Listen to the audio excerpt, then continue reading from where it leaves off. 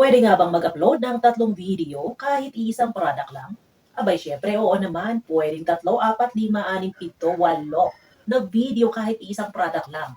Basta ang importante, tandaan mo, mag-ingat ka sa mga background. Halimbawa, gagawa ka ng video para sa isang product, sabihin natin 3, 4. Dapat hindi isang video. At hindi pare-pareho yung background, lalo na kung sa loob ng isang araw mo i-upload yung mga videos. Halimbawa, gagawa ka ng video para sa isang product.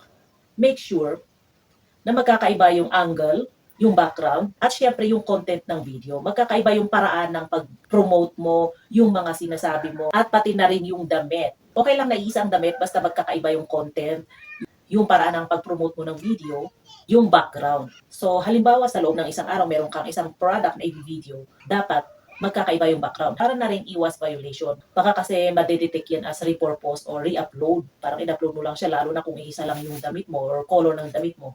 At kung sakali man na isa lang or dalawa lang yung background mo, make sure na yung damit mo naman, palitan mo. At saka, basta may kakaiba. Okay lang kung i-upload mo siguro siya next week, next month, pero dun sa loob ng isang araw lang, tapos pare-parehong background, pare-parehong damit, isang product, baka ma-label yan na re-upload, na isang video lang yan.